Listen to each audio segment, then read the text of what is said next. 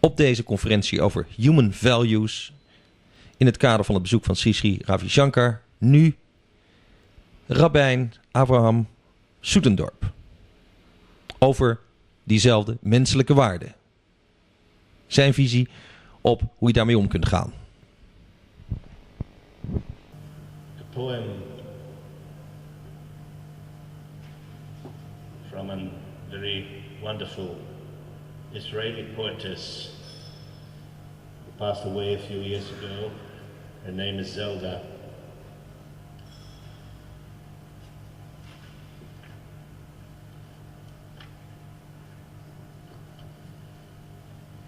Every rose is an island of a secure peace, the eternal peace. In every rose lives a bird of sapphire, whose name is, they shall turn spears into pruning hooks. And it seems that so near is the light of the rose, so near its smell, so near the quietness of the leaves, so near that island.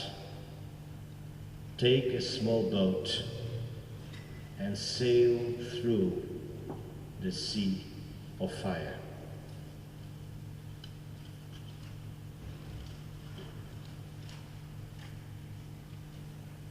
The peace is so near. We need only the boat, and the seal of the boat are human values.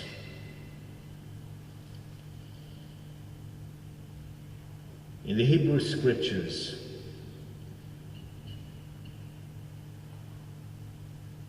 it speaks about "Ve'ahavta et Hashem Elokecha b'chol levavcha v'chol nafshecha v'chol mo'odecha." You shall love God with all your heart, all your mind, all that you can master. And one of the first questions asked by the rabbis is, how can you love God with such enormous love? How can you ever reach that level? And the answer is, start by loving your human. Start by loving your fellow man, your sister. In one of the early commentaries on Deuteronomy, it says, Acharei Hashem tilchu, you shall follow the path of God. And the question is asked, how can you follow the path of God? God is a fire. It will quench you. And the answer is, follow his midotav, follow his principles. And to make it very clear, it says, God comforts the bereaved, so you should comfort the bereaved.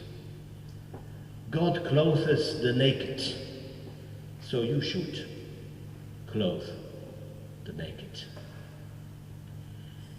By deeds of justice, which in our first looking seem so small and insignificant, but in fact are gestures of love and silent prayers, in those simple acts of grace, you are not only doing your work, you're also doing God's work.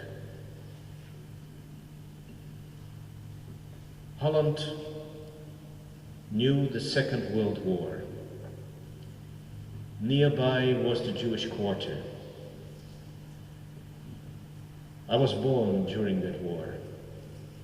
As a baby, I was carried, as people later told me, in a suitcase with holes in it, from place to place till they found a refuge place for me. My Moeke, my foster mother and father, took the ultimate risk for an unknown baby. And after the war, I was so blessed to be reunited with my parents.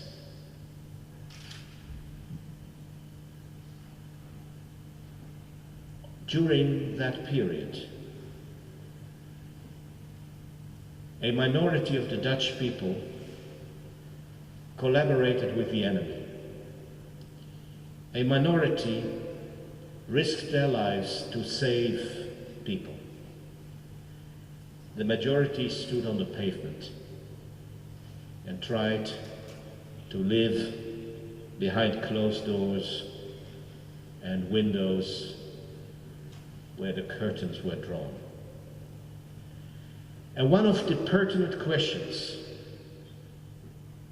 asked in a marvelous book, The Altruistic Personality, and many other studies till recent times have asked what made the difference between those who risked their lives and those who collaborated and that majority that stood on the pavement. Because in every situation, whether it is now in the Balkans, on the Molukken, or any place in the world where there is oppression, the same division between the minority that collaborates, the minority that saves, and the majority that is indifferent. And the answer is very simple, that those people who had an education where not only where the mind and the heart was touched. Imun nafshi means the exercise of the soul. We know that when we want to be bodily healthy, we need exercises. But one exercise a year will not make you healthy. But when it is about the soul, we think we don't need to exercise our soul. It comes by itself. It doesn't. Those people who were exposed to education, to teachers who told them about the ethics, about the necessity to protect the other, to respect the other, to feel the other. Those people with such an education of compassion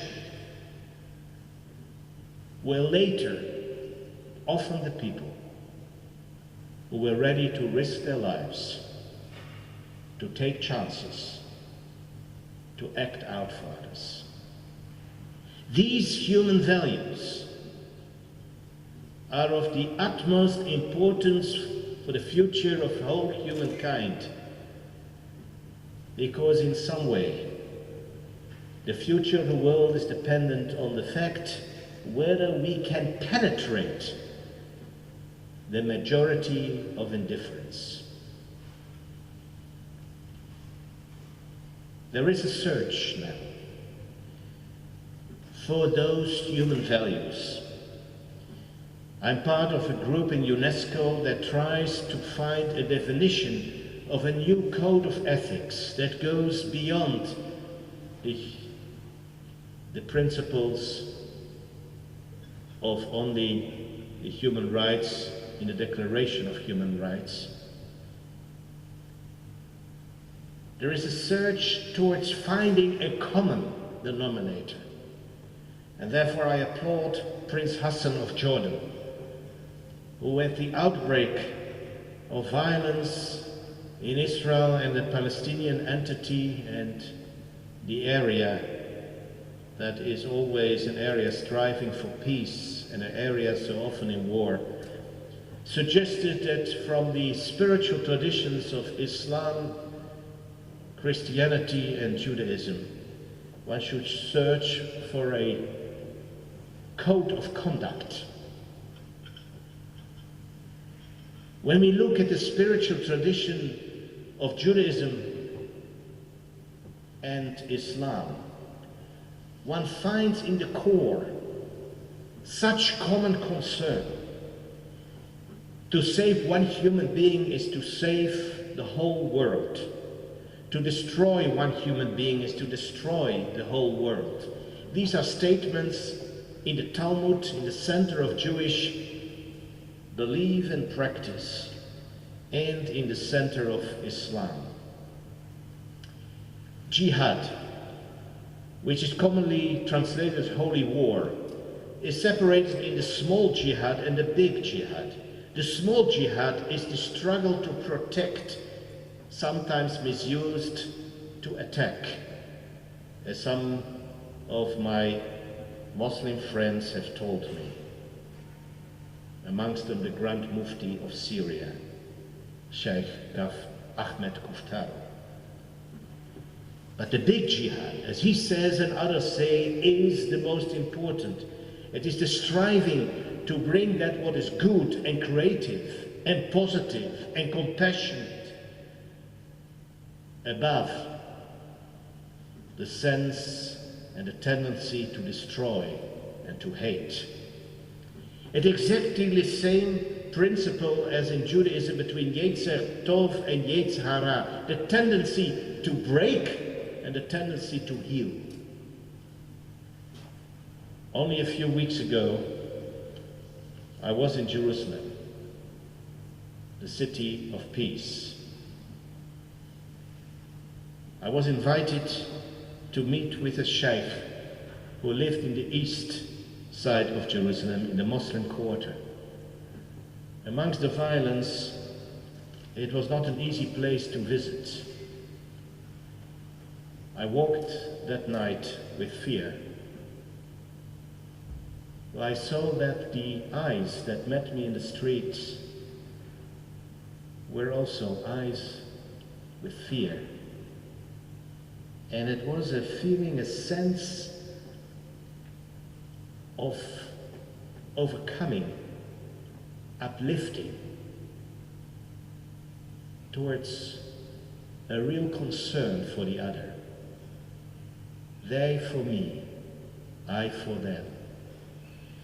And when I was received by the Sheikh there in Jerusalem, and he brought me to the top of his house, and I could see this beautiful, wonderful, serene city, and I saw the Al-Aqsa Mosque from the other side, the side where the stones were thrown. There was such peace. And I know that that core is the cementation of future peace in that area.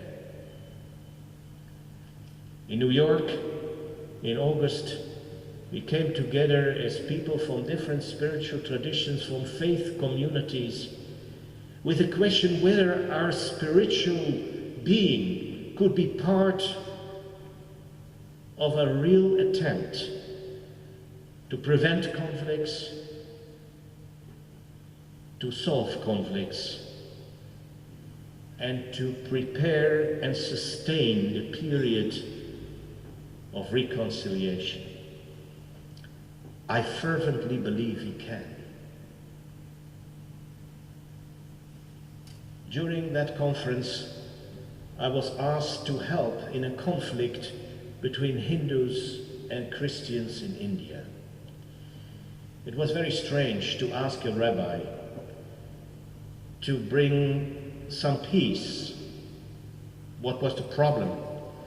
The problem was that in the workshop on poverty, from the Hindu side, there was aggression, there were questions, and even aggressive questions about the role of Christianity and foremost the Catholic Church.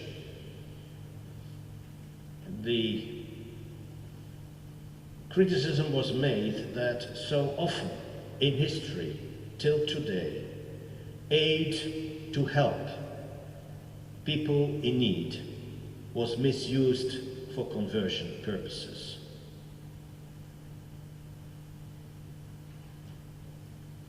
I felt so at peace in being able, in being given the opportunity to be a bridge. And I listened to the complaints, and I listened to the defense, and it seemed like the whole question about forced conversion was a question from the past. But I was strengthened in my feeling that it would be a good sign when all spiritual traditions would announce a period in which there would not be any forced conversion. The openness to each other. Everyone can change his or her spiritual tradition, religion, but not to have this active force of conversion. We came to an informal working understanding, freedom from coercion to religion, and I just give you as an example that day in New York. We agree that the free and generous preaching of the Christian gospel is welcome in India. We condemn proselyticism. We particularly reject the exploitation of the issue of poverty in religious outreach and missionary work. We commit ourselves to a continuing dialogue in the spirit of interreligious harmony, mutual respect, and a cooperative common effort to build a better world. In this way, we will discover trust in one another, that any altruistic work will not be a means for conversion.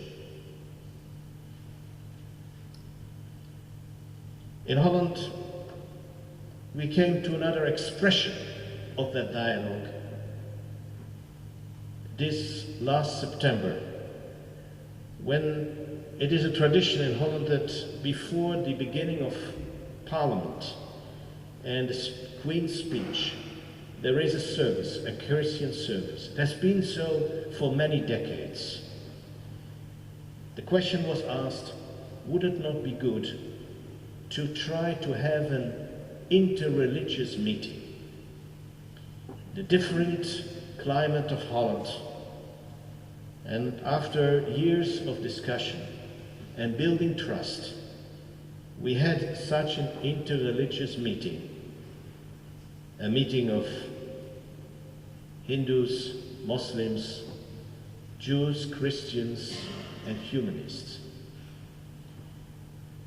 And in the attendance of the Prime Minister and ministers, parliamentarians, and people from all walks of life, there was this intense expression of human values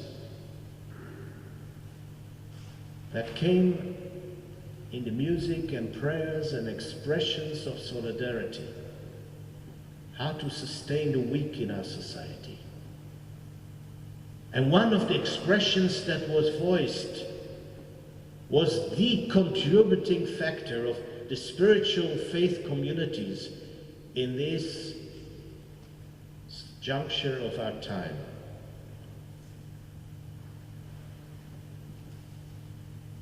To make the effort to take decisions that may contravene national interest but are necessary for the whole of society.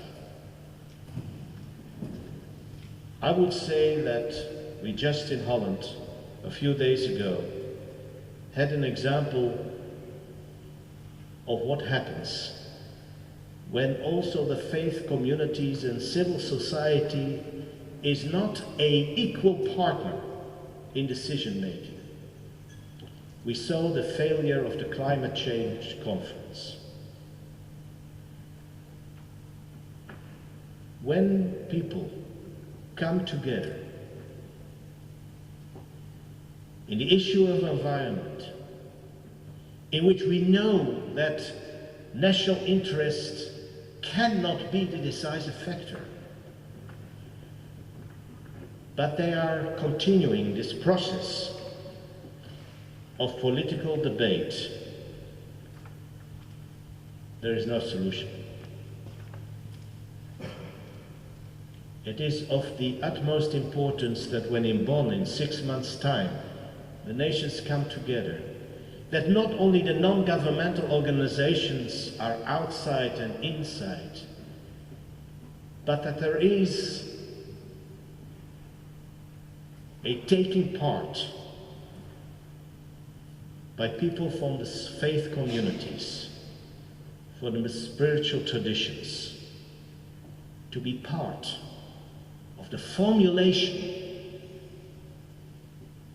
of those final texts that can be only texts of compassion.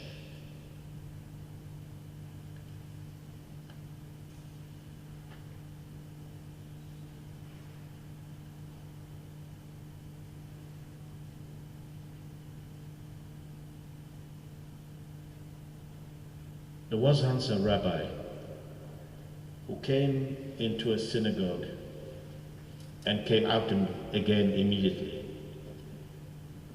And the people, his students, asked him, "Why do you come out?" And he answered, "Because it's too crowded. I cannot be there anymore. There's no place for me." So as good students who do not trust their teacher, they went into the synagogue, and they saw to their surprise that it was completely empty. There were only a few people in the corner.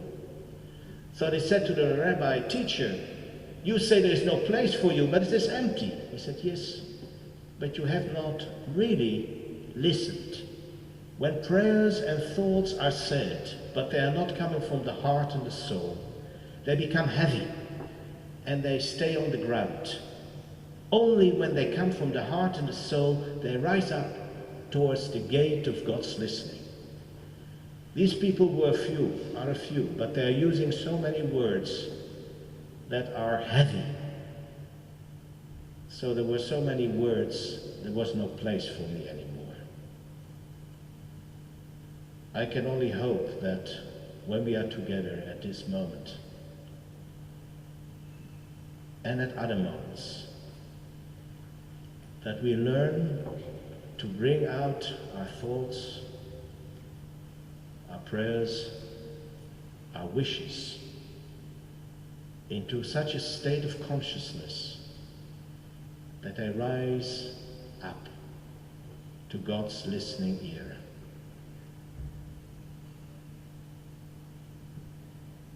And that the faith communities will find each other in the common values that we all share on the road from tolerance quickly towards respect and then to love.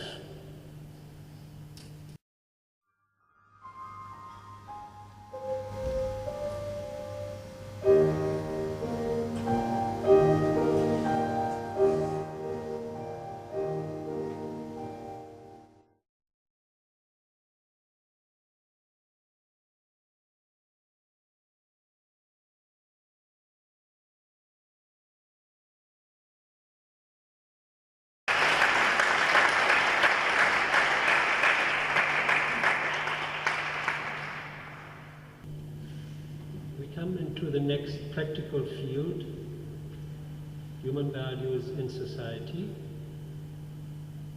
One of the most essential fields